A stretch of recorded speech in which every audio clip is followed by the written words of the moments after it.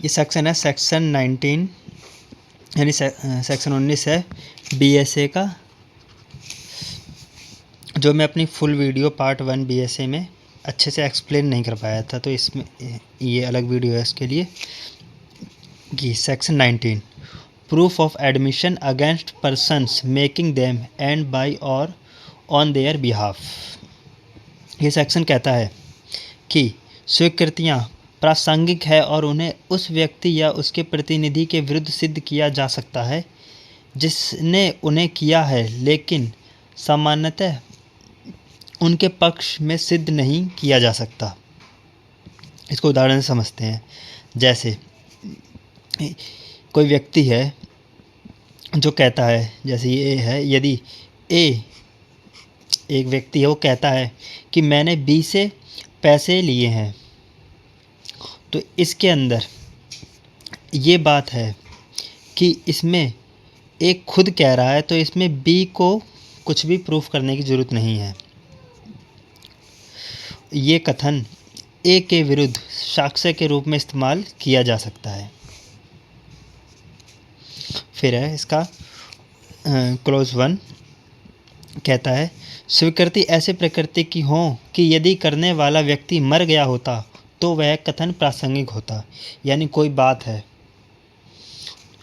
अगर कोई व्यक्ति कहता है और मरणोपरांत कहता है, कोई व्यक्ति मरने वाला है या कोई बीमार है, ऐसा व्यक्ति कोई कुछ कहता है और वो मर जाता है, तो उसकी बात को हम सीरियसली लेंगे। ये इसके अंदर कहा गया है कि इसका उदाहरण से समझो कि ए ने कहा मैंने बी को 10,000 रुपये दिए थे।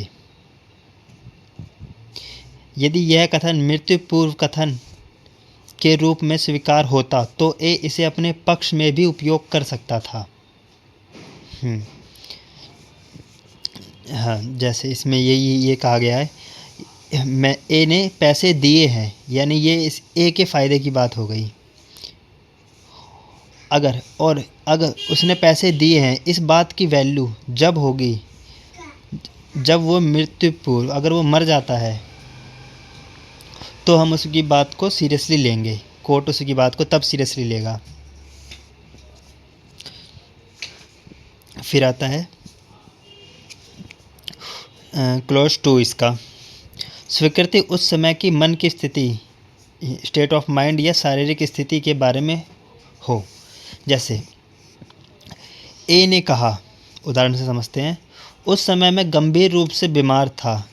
यदि उसकी शारीरिक स्थिति विवादित तथ्य है तो यह कथन उसके पक्ष में भी प्रासंगिक हो सकता है। जैसे कि कोई व्यक्ति बीमार चल रहा है और वो कोई फैसला दे देता है कि मैं XYZ मेरी प्रॉपर्टी वगैरह या कुछ भी XYZ मैं दूसरे को दे रहा हूँ या कुछ भी है, और उसके बाद वो मान लो ठीक हो गया, फिर तो ये चाहे तो अपना फ़ैसला वो जो उसने किया है वो अपना वापस ले सकता है। तो उसकी बाद में जो अगर वो फ़ैसला लेता है ठीक होने के बाद, तो उसको माना जाएगा ये सेक्टर। फिर 19 क्लॉज 3 कहता है स्वीकृति किसी अन्य प्रकार से प्रासंगिक हो। यानी ऐसे ही जैसे 1 में और 2 में जैसे क्लॉज में कहा गया है, ऐसे ही तीसरे तरीके से अगर कोई अन्य स्थिति कोई बन जाती है जिसमें कॉमन सेंस या जो अधिकतम जो संभव हो उसको स्वीकार करा जाएगा। ये इसके अंदर कहा है यदि कोई कथन किसी अन्य प्रावधान के अंतर्गत करने वाले व्यक्ति के पक्ष में भी सिद्ध किया जा सकता है। इसके अंदर यही कहा गया है कि अन्य प्रकार से भी अगर कोई ऐसे ही मिलते जुलते, जैसे क्लॉज 1 और क्लॉज 2 में कहा गया है, ऐसे ही मिलते जुलते कोई अलग तरीके से भी कोई बात होती है तो वो एडमिशन करने वाले के व्यक्ति के पक्ष में हो सकता है।